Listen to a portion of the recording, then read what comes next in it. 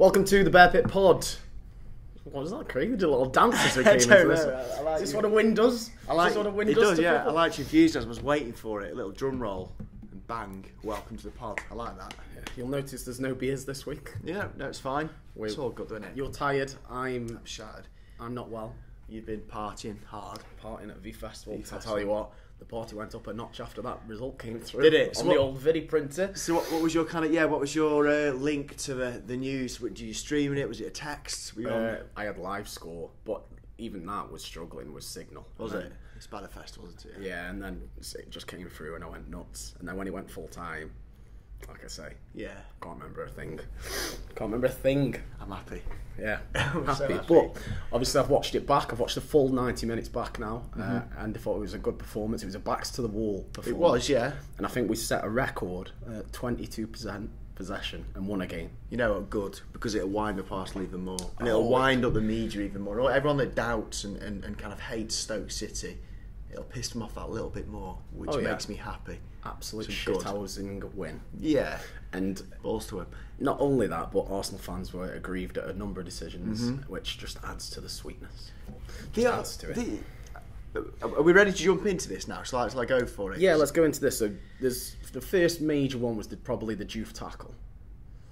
If you can remember. It was on Bellerin. Yeah, that was a penalty. It was a penalty.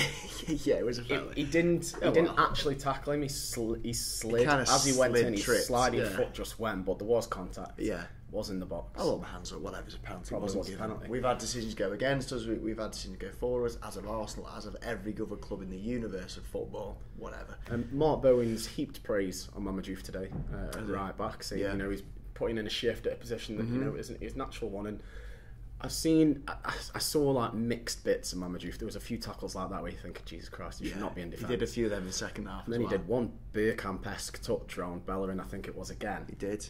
Beautiful. And then he went on, I remember this one time he went on this kind of Maradona-esque run right from the wing back, full back position, and he went marched up the pitch, skinning people left, right, centre. He's got some quality. He does need to work on his sliding tackling specifically because he was a tad clumsy. In another game he would have given away a penalty, but nonetheless, I don't want to knock anyone by one person actually, but I don't want to knock anyone in this podcast by one player a little bit later on. Okay. The other major decision was the Lacazette offside. This pisses me off. But it was offside. This is so annoying. Arsenal fans have had the shatterproof rulers out on Twitter trying to prove that it was. They don't even need that because the amount of pundits I've seen that have moaned at the fact that it was given as offside because the linesman got lucky. It doesn't make a difference. Offside is offside is offside is offside. I don't know what they're on about.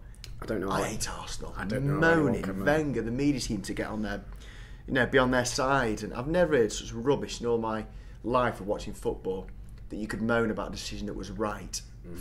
Fact, it was right. It was right. I don't care if it was toenail or his whole body. Boot closed. Offside.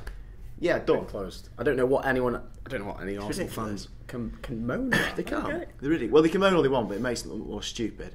Yeah. And clueless. He's offside. Correct decision, if you've guessed or not. Well played to that Superman of a linesman. Well done, eyesight of a god. What if he hasn't guessed? What if he can see that? What if he has got superhuman eyesight? I assume you've got to be of a certain standard to get to Premiership linesman quality. Well, you have to have 20/20 vision. Certainly. Yeah, you do.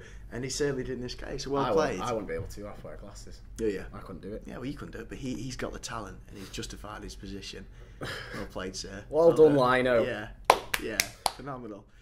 Obviously, the big talking point is Hesse and his debut goal. Yeah. He looked very bright. He did. Especially that amazing run he did. He probably should have laid it off to Shaq, but I think he thought that Shaq was offside. Continued his run. Almost scored. He did. Squared it to Chupo. Still doing my head in. I just give up with that name. I'm sounding like an idiot every time I go to pronounce Chipu's name. And I just don't know. It'll take me a few games to get into it. Yeah, I think it is Cheapo Mo. I thought it was Chupu. I've no idea. Could somebody put that phonetically in the comments for us, just to save us the amount? Have they done that? Many times, but they've been different. Do it again so I can see it. But yeah, Hesse was great. He was brilliant. He was great. He looked a tad understandably unfit, and I'm not surprised he was withdrawn after a certain point because he did look like he was blown out of his arse. But he was putting a little bit more work in that maybe I'm being a bit stereotypical. I assume a foreign player's going to come in here and not muck in, but he did run around. He put a bit of work in, all the rest of it. It was a great effort for someone who's only been in the country a week. Yeah, it was. He really put it in, and dare I say, not to keep reverting back to Arnautovic, but he looked like he put a bit more effort than Arnie generally did or does. And yeah, delighted. He clearly has got talent and skill. Just little touches, deft touches here and there. Shows he's a slight cut above what we're used to. Mm-hmm. I was over the moon with them. I'm instantly gutted we've only got him on loan, because if he performs like that for the season... This is what I was going to just be about saying. Absolutely gutted there's no option to buy. I'm not sure if, maybe at the end of this, if we have a great season, if Stoke fans continue to, help him settle and he warms to us, maybe, he might want the move himself and, maybe. Try and encourage a bid from us, but we're so gutted we haven't just got an option there. I know. Who knows? He might not continue to thrive. He could have an average season, we don't know. But if he, from what you've briefly seen there, who knows? But I said that about Mbula. So you don't know. But anyway, very promising early signs. Not to dampen down that far, but yeah, very good. He's coming back from an injury as well, which is he did his ACL. He did the big one. Yeah, the big one, and the big one. That does cut off a certain amount of your pace, what you had previously. Yeah. But even with that taken away, he's still quite fast. And, he was attacking that defence, which was good. It was good to see someone run at someone. But you could see direct. But when he's Shaq doesn't do that. Shaq loves to cut in. Yeah, he does. But when he's running with the ball, you can tell a good footballer. Because the ball, unlike Juve's mazy run, without knocking Juve too much, the ball was never really under his control, if you know what I mean. Yeah. When Hesse ran with it, that was stuck to his foot. That wasn't going anywhere. That wasn't a look that he was kind of guiding past these players. It was kind of a clever little run, decent footballing run, and really excited. And I'm excited as well that Hesse can play anywhere across the front three. Mm-hmm. He sort of played in that role on Saturday and scored from a run into the sort of left centre, and then struck it with his left foot. Mm-hmm. But when he signed, I saw him score a goal for Real Madrid exactly the same on the other side of the pitch. So he's got an abundance of talent, can do it with both feet. Yeah, great touches, great skill, great awareness. Yeah, I'm excited for what's to come for the season, which is again makes it hurt even more that we've got no option. I know, but what a difference a week makes. Not that I was like stupidly down in the dumps after Everton. I thought there was a lot of positives, but what a difference a week makes. The week has made difference, but it still was a backs to the wall performance. But it's going to be, isn't it? It's very, very rare you genuinely turn over a top 4-5 side. Very rare. I mean, thinking about Stoke have done it, Man City, Arsenal for half when we were 3-0 up. When else have we genuinely battered a top 4-5 team? When we were playing the not Stoke alone of football. That's when we genuinely when at Man City and Man United game, that could have been 6-7. And that for me was about it. That's not to undermine us, but it's always going to be difficult. You're very rarely going to turn over these teams comfortably on the pitch. You need a bit of luck, and we got a bit of luck, but we also justified the victory fully. And another standout performer was Jack Butland. Oh, he's great, isn't he? Made some absolutely brilliant saves. We lose this game, with all due respect to Lee Grant, who was phenomenal last year. We lose this game last year, I think. With Lee Grant? Yeah, or Shay Given, or Hogard. We lose it. Bloody hell. Not Given just or Hogard. Yeah. Been double. Not that he was making worldy saves. They were very good saves, but there's just something about his presence being there. Mm-hmm. He's a clever keeper. He knows when to go in. He knows when to kind of come and claim the ball. Just a few times, a cross was slung in by Arsenal, and he'd claim the ball. He's got a real presence, a commanding presence, which was, you could just see the defence relax around it a little bit. The whole defence was more chilled. It's just great to have him back. Mm-hmm. I'm going to say it now. If he's at Stoke this time next year, we've done well. You think? Yeah. I was just about to say as well, obviously last night it was Everton versus Man City, and Pickford was on display as well. Yeah. I cursed him, thank God, because I said that his distribution had been absolutely phenomenal. Yeah. And as soon as I said it, it went to pot. Yeah. He couldn't kick it to anyone. I know. If Pickford keeps up how he's doing, if Jack keeps up, I worry sometimes, because I think Everton are a media darling. I know the reputation that Stoke sort of have with England, but then again, Gareth Southgate's come out today and said he's considering dropping Hart for Jack Butland. I don't get that. He was at the Stoke game, wasn't he? Southgate, he was at Arsenal Stoke at the weekend. Yeah. But that headline, Gareth Southgate is considering dropping Joe Hart for Jack Butland. That's football. You drop shit players for good players. Yeah. And it's not a revolutionary move. No. Do your job. Yeah. If you want to do your job right and England do well, pick the players who are playing best. Jack Butland's probably the one at the minute. He is the one. And I'm so excited by the thought that, you know, because I absolutely love Stoke, obviously, but I'm so excited by the thought that we could be going into World Cup. England's number one's a Stoke player. Oh yeah. Isn't that good? I just think, brilliant. For those on YouTube, you're probably witnessing my smile now, and I feel like an 8-year-old that's get proud of his club and stuff, but that's amazing. I'll go, because I'll be there for the World Cup. I'll go out with the Butland talk. Because you're bringing me, aren't you? Yeah. You're going to ring me in. Yeah, somehow. Yeah. Just put that like that. Because I always say with pride as well that Gordon Banks was a Stoke player when he made that save against Pele. I wasn't even born then, obviously. Yeah. But I say that with pride. So knowing Jack might be the Butland number does one. something similar. Yeah. Just to be the England number one, I'm buzzing. Well, buzzing.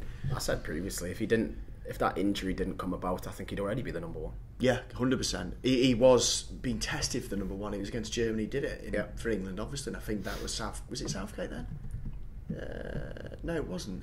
No, it was Hodgson. This was before the Euros. Of course it was. It was Hodgson then who was clearly testing the waters for Butland to be the number one for this big game in Germany. It's a big friendly to test somebody, and obviously that didn't work. But yeah, no doubt he'd be the England number one already, if not for that break.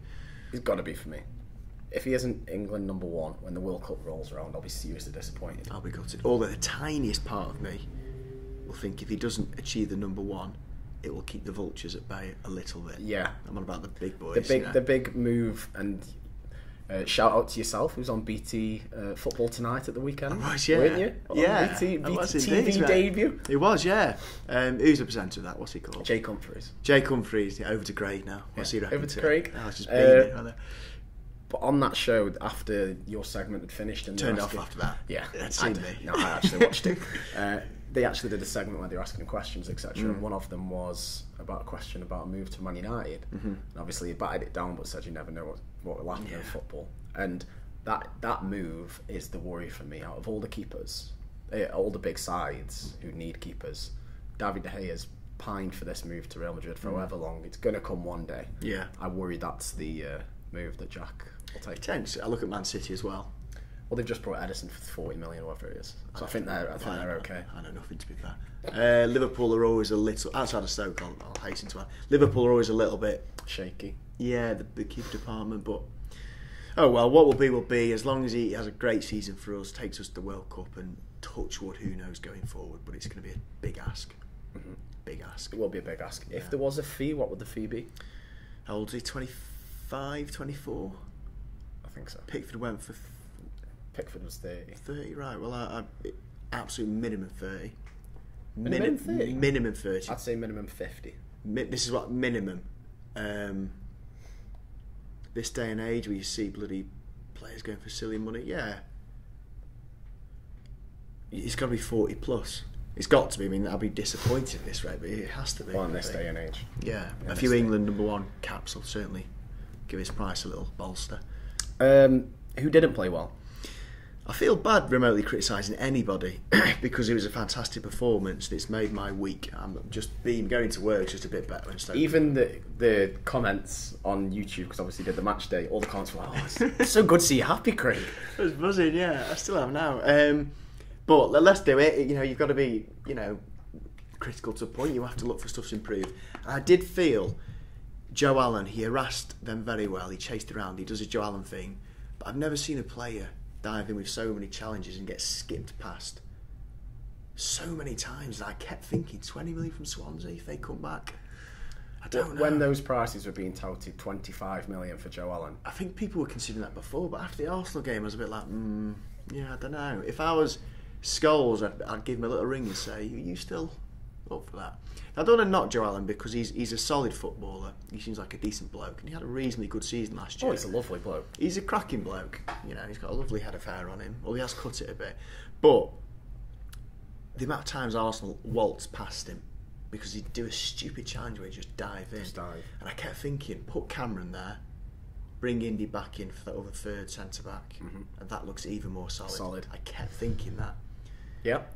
I mean, if John continues to play there and picks up, absolutely fine, no problem. But yeah, that was one thing I did consider. I agree with you. I'm not being too critical because I don't want to have only Stoke career on that performance, but yeah. I think Joel has been on a bit of a downward slide ever since he hit that purple patch of form, which, you know, it isn't his fault that he did so well in that position, even though he's definitely not a number 10. Yeah, but then he's definitely not a defensive midfielder because he can't tackle. And it makes me wonder, did Hughes stick him out of the way there because he saw, as much as he saw maybe attacking credentials, he didn't see defensive credentials. I need to get him away. I don't know. I agree though that I think Cameron in his place and Bruno at the back is a much more solid side. It'd look amazing, especially for Cameron's defensive duties. Yeah, because Cameron was brilliant, and then Bruno's defensive duties. Cameron is nowhere near droppable at the moment. He was great against Everton and Arsenal. And another quick shout out as well, Darren Fletcher, phenomenal, running it again. To anyone that moaned that signing when we got him, all the kind of, you know, doom and gloom merchants that Messi's bored, that's where they reside generally. They need to have a look at themselves, because you don't become a captain under Pulis for a Premier League team if you're crap. He was brilliant, Fletcher. You don't. He was brilliant. Win Champions League and all those titles. Exactly, yeah. And he's a better footballer than I ever gave him credit for. Yeah. I mean, you see touches of class and brilliance. You do. They're the sort of things that you think he's done it at the top. He really has that has. Cleverness, awareness. Yeah, and I loved Whelan, as you know, but he is an upgrade on Whelan, and I'll say that with no hesitation. Seen Whelan getting a bit of stick from Villa. Yeah, I have as well. Don't give Whelan stick. Yeah, you sound Whelan. One man who's got a bit of sticks, Arnie, as well. Yeah, I loved it. Red card. Loved it. Everyone loved that, didn't they? It was absolutely. Apart from the Southampton player got whacked. Idiot. What was he doing? It's not even like a conventional revenge challenge or anything. It's not like he left his studs in. He just took him out. Idiot. Oh well. Idiot. That just made that whole day just a little bit sweeter. Yeah. It's all coming up Stoke. And then with Chipu's performance as well, which we assume is the Arnie replacement. Generally, is that what we're thinking? It's a different player to Arnie. It's a bit bigger. We brought these players that are all quite interchangeable up top. They really are. Who's going to play where? Chipo was starting up front at the start. Yeah, until Shaq got injured. So maybe he's a John Walters replacement. Yeah, maybe he is. I've seen that quoted a few times actually. He looks like Walters, but a little bit a better footballer. But either way, he was generally playing on the wing, and I kept seeing Arnie likeness and whatnot. But he works so much harder than Arnie. Him and Jesse linked up well as well. Yeah, they did. Another shout out as well, because I can't. Any shout outs you keep coming. Berahino. His best performance for. He didn't score. He did put in probably his best performance. Good game. Yeah, very good game. The formation suited him. We said time and time again on this podcast, 4-3-3. Him as a sole striker didn't work. They seemed to mix it up a little bit. And he came on for Shaq. He came on for Shaq. Yeah. When I've got to do my first 11 this week for the West Brom game, I'm a bit confused. I don't know what to do. Yeah, because he says he's going to miss Rochdale, but he's apparently could be back for West Brom. But Berahino was great. He's brilliant football for the goal. Held up the ball better than I've ever seen him do it. A good chance for a header with a smart little finish. I thought. Oh, it was Berahino with the assist.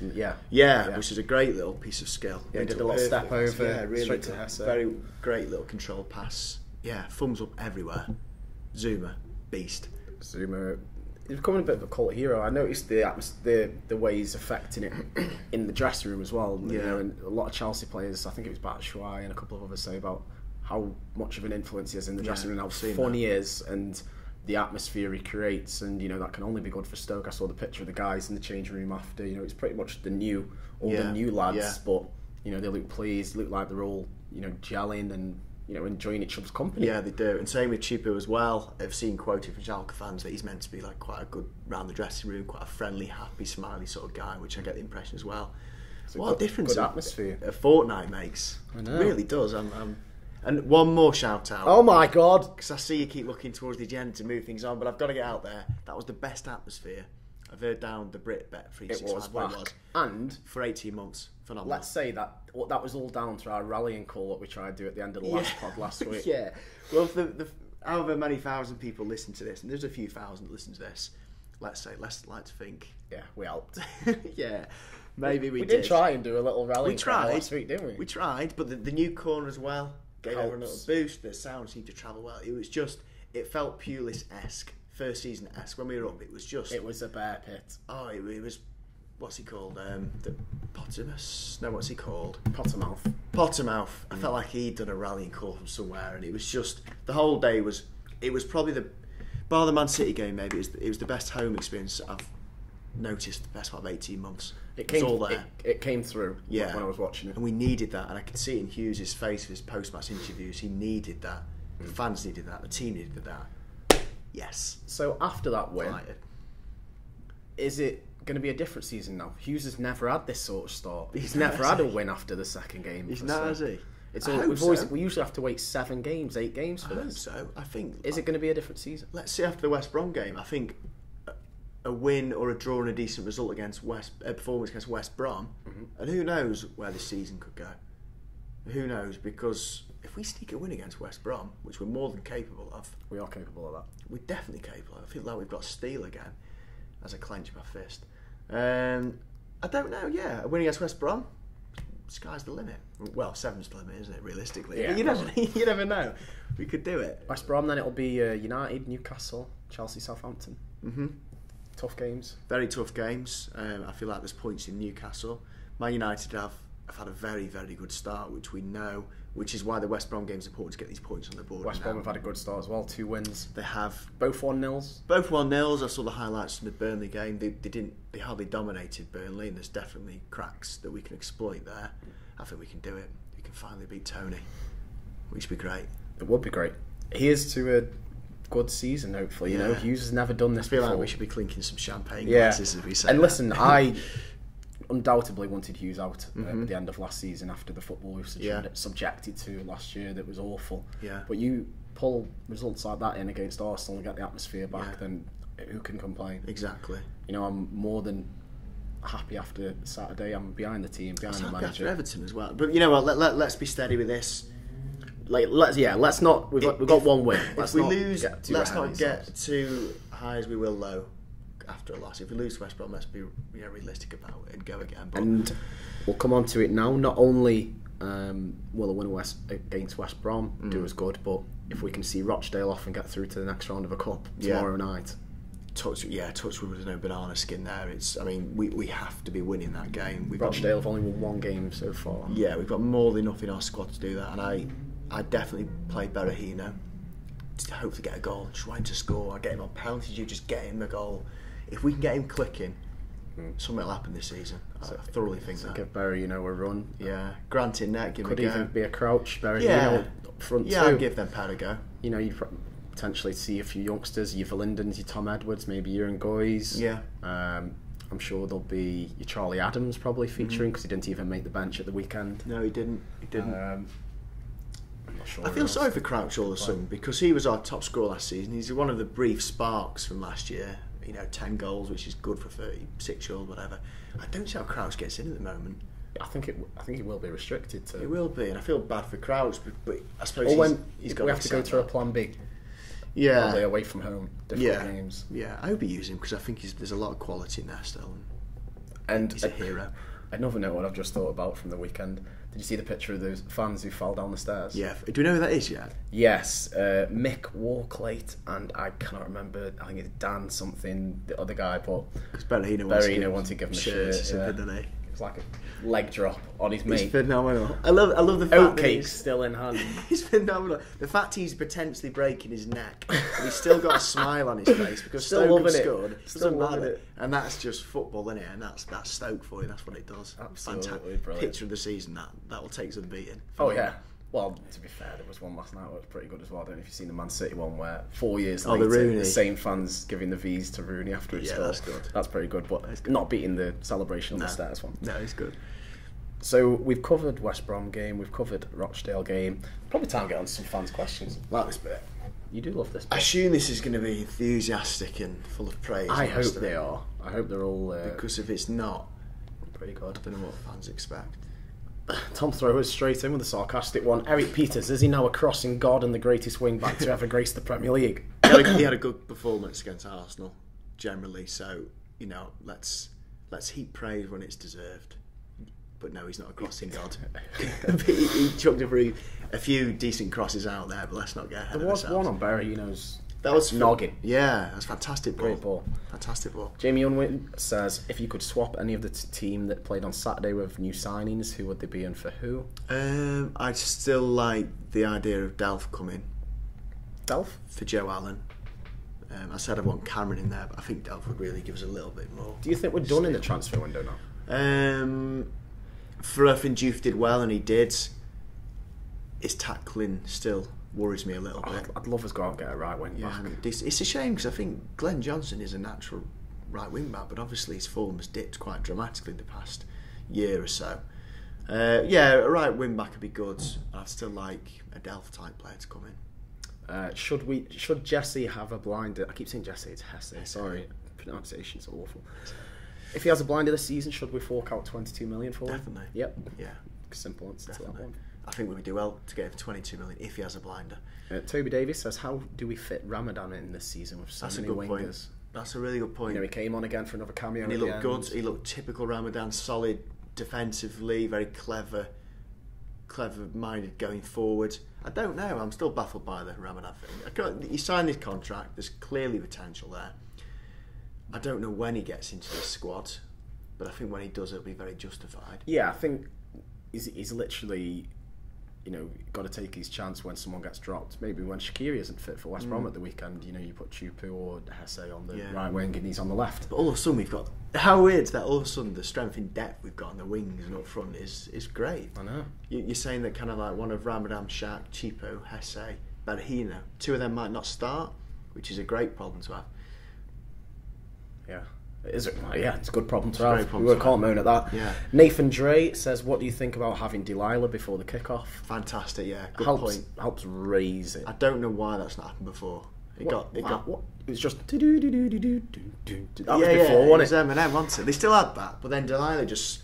I don't recall them even do the team lineups. I think they just chucked Delilah out there and it worked a treat. It was fantastic. Just builds the atmosphere, gives everyone that sense of... I've seen the clip on the internet as well, and it's just...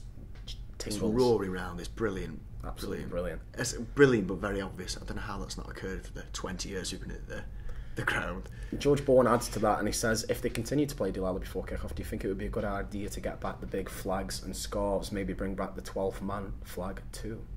Yeah, as long as... A little pet hate of mine is forced atmosphere. I know I've just picked up Delilah, but that is our song. It's fine to play. But when you start handing flags out and like bloody Chelsea do it, and you have all these little flags and these clapper things, make sure it's organic. Organic atmosphere. A few scarves aren't bad. A few scarves. Bring your own though. Yeah. I don't want the club to be handing them out with instruction manuals. Bring your own. Whilst we're on scarves, Aid Turner has put a little picture and he's put, do you agree that anybody who brought a half and half scarf on Saturday should be banned for life? Yes. Completely. Who buys? Who are you? A Stoke and Arsenal. Stop coming to Stoke games if you're buying them. That is ridiculous. At best, well, I say even a neutral fan, but just support a team and stick to it, please. Who's selling them as well?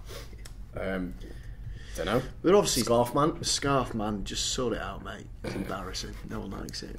Wayne Cartledge says, should we send Berahino out on loan to see if he gets his spot back? No. Simple as that. No, for me, no. But, well, I'll tell you what, give him till Christmas, and if we're still struggling, maybe. But at this immediate junction, I wouldn't know.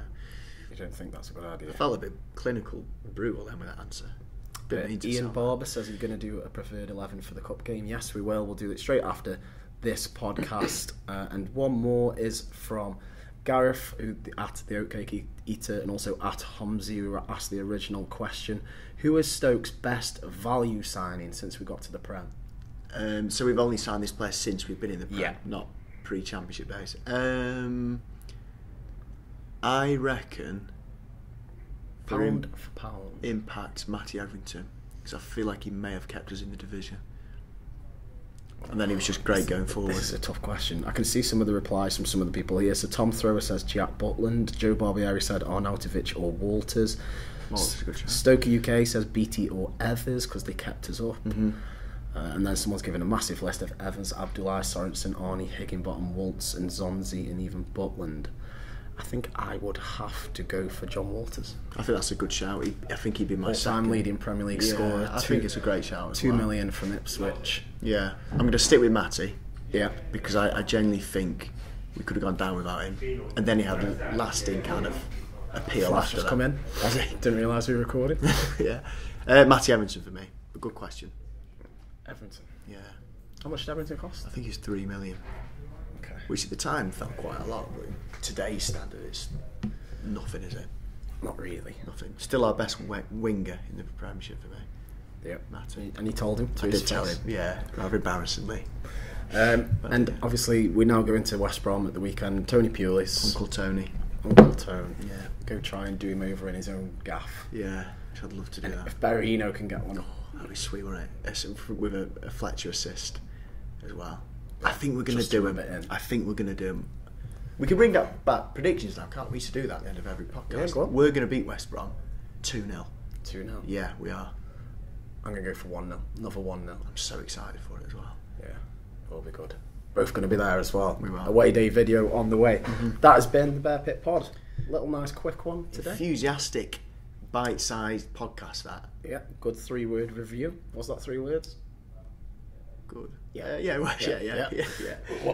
Yeah, it was. So that has been the Bear Pit Pod. Wherever you're listening, iTunes, YouTube, Acast, SoundCloud, go give us a like, go drop us a comment. Any competitions going? Usually come in with something signed to vlog us. Hey, we've given these too much. Have you got any more tickets coming up from that top 11? Potentially. Okay. But not for, Potentially. obviously. Not for the weekend. Yeah. The worrying thing I've just thought of as well about the West Brom game is if we do get a win, the wind will be straight knocked out of sails because it's the international break the weekend after. For God's sake. Although we could, a little bit of consolation, we could Watch be watching Jack. Yeah. Some consolation in that. So that has been Bear Pit Pod. That's annoyed me. We will see you all Let's go back there. next week. Bye-bye.